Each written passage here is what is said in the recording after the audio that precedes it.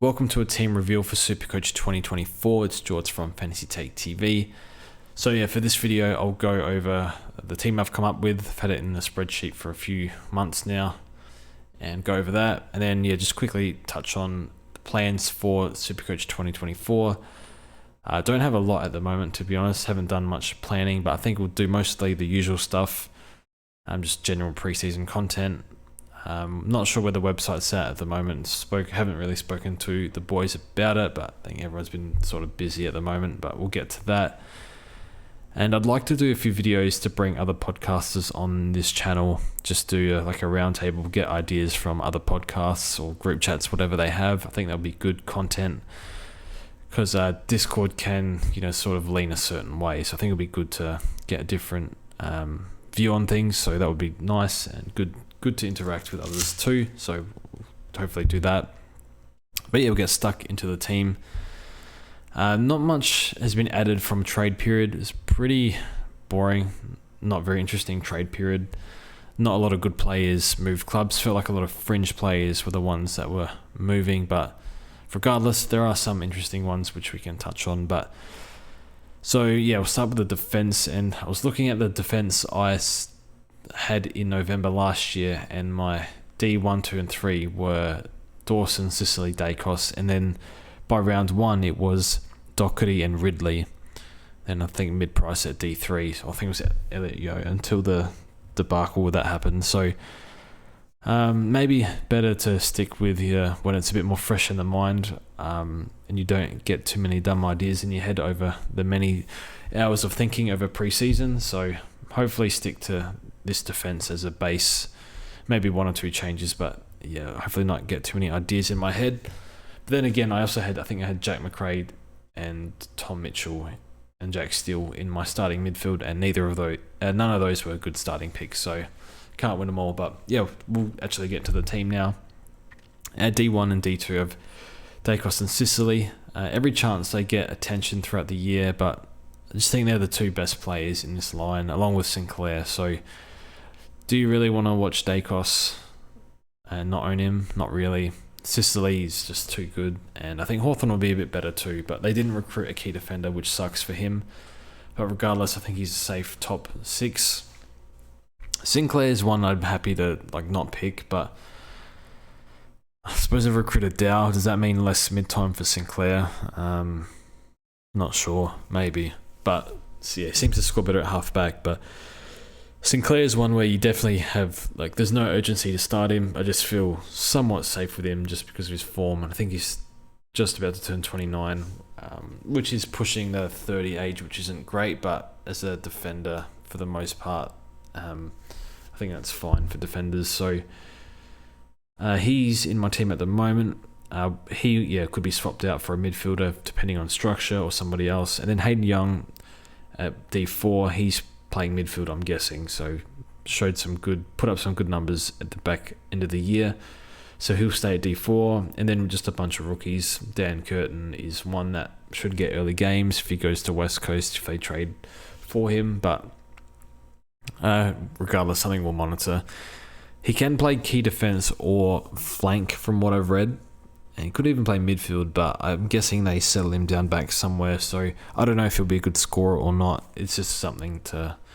Yeah, I'm probably wasting my time talking rookies here. We'll let that unfold. Other players I'm looking at, I do like Sheasel. He's one I wouldn't mind picking, but what role is he going to play? We've seen, North's defence, and their defence has been even more smashed. They've lost McKay, they've lost Zeeble. As much as Zeeble copped it, you'd still think that he provides a fair bit of leadership back there, and they probably rely on McDonald and Sheasel at the moment, so... Yeah, if Sheasel, we get good indication he's going to play down back, I think he's definitely one that can score really well back there. Harry Himmelberg, average 90, priced at 80. Not really an exciting pick, but pretty cheap. And then Witherden is an interesting one with Hearn retiring, and it might depend on what they do with Liam Duggan, because if they move Duggan up the ground... when Duggan moved up the ground and Hearn was out, Witherden scored really, really well, 100 plus, I think. I haven't looked at the numbers too deep, but I do vaguely remember that happening, so it might be one to consider. Witherden has not the best durability though, so not. It's on the radar for now, so we'll monitor that one. But and yeah, rookies off the bench, obviously. I'll move into midfielders. M1, I have Bont. So this used to be Oliver, and I had the money there in the spreadsheet, so I just changed it to Bont. Paying 7.10 for a midfielder is generally not a good idea. Maybe back when Ablett was M1, where it was pretty much Ablett was clear M1 year after year. I think Pendlebury got close one year. I think Goddard averaged 130 one year as well. But regardless, yeah, Bont will drop in price. He's overpriced, but I don't know, I just love Bont. So he's one that's definitely expendable for that price. And you see a lot of experienced players, especially in fantasy, they won't even look at Bont for 7-10k. They'll never enter their side for the entire preseason, or he never will enter their side. So one I'm happy to drop, but he's going to stay there for now just because I have the money there. So we'll see what happens. But a few other mids that are good, that are cheaper. I've got Tom Green, bit of a frustrating one towards the back end of the year again, but just what he was able to do when he came back, I think he averaged 120 plus, and just got the perfect high possession games, got the outside game, one of the best inside games gone around. So GWS are good. Kelly and Cogs getting older, so I think Green can take a small step forward. Already took a big step this year, but I think he can improve again slightly, so he's in for now. Andy Brayshaw I've got here, and Sam Walsh. I'm not too sure on Andy. I feel like Sarong is just got the better game for Supercoach, but I don't know. Andy he just tries so hard every game, never gives up, and you can always rely on him to put up a good score. The tags moved away from him, and he's probably slightly underpriced given the start of his 2023 season with a knee issue. So he's in for now. I think he's underpriced, so I do not mind Andy. And then I've got Sam Walsh at M4. I think for preseason for Walsh, we saw what he did in the finals and the last few games of the year. I think, for preseason, he should be doing 110 plus. I think the CBA should go up too. And even though he did the hamstring, I think, probably didn't have the best conditioning going into the year. And I think he will have much better going around next year. So he's in for now. Hopefully the CBAs go up. M5, I've got Matt Crouch. Probably don't listen to me on Crows plays because I seem to keep getting them wrong, overrating certain players and underrating certain players. I've been a fan of Matt Crouch for a long time, probably jumped off the bandwagon the past 2 years, but he did have groin issues, but I'm back on now. So I think I did start him for 600k a few years back. I think he got injured though, but 480k, I think the Crows have to play him in the midfield because they've lost Schonberg. They've got Rochelle and Saligo in there. Do they want to give more time to them? A few other younger guys like Berry, I think Dowling in the twos. But if the Crows are trying to win a flag this year, well, obviously I think they will try to bank finals. I think they will play Matt Crouch in there. One I'm not too sure on, but I can see him getting high mid-time, and he should be a fair way ahead of the other kids, in the midfield. So he's cheap. He's in for now. Could swap him for like Sheasel or something in defence if the structure allows it. But I think he's more of like a buy flip if that works. But I'll just take the value where it is. So he's in for now. Don't know about this midfield. Not sure I've got the right mix here, but it's what I've come up with. And I think they can all outdo their price except for Bont. Sanders McKercher, 30 plus touch players in the under 18s. Whatever that's called.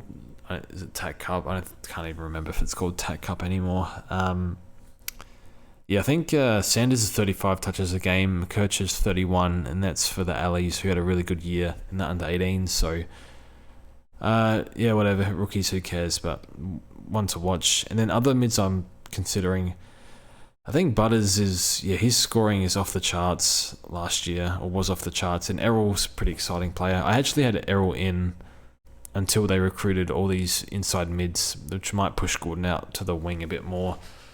Because when Mills went down, I figured, okay, more mid-time for Gordon, but now they've brought in James Jordan. Sheldrick will be healthy. Matt Roberts is developing. They could throw him in there.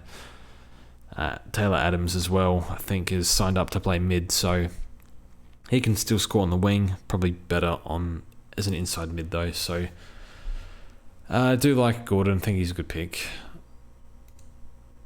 In the ruck line, not really stuffing around here. I used to have Jordan Sweet until the Soldo trade went through. But yeah, Tim English, R1, Brodie Grundy, R2. I think Grundy's a lock. It's pretty simple, underpriced. Showed some great scoring last year without Gawn. And should be a keeper. Might not be top 2 ruckman, but regardless, he should come out firing and underpriced. Even if he averages like 100, which I think he would easily do, but I think he's priced in the 80s. English R1, I'm not sure about. If there's another answer that pops up, I'll take it. I think the problem with English, it's still fresh in my mind. Round 24, they played him a fair bit forward, and they actually played really well with him forward. I do worry that they throw him forward at times, and if they're going to do that like they did in round 24, then it's pretty hefty price to pay. So yeah, I don't like stuffing around with a ruck. So he'll be one to monitor. I think it's less to do with English, more to do what else is available. But yeah, I assume he's still obviously going to majority ruck, but they've got lots of tall forwards down there anyway.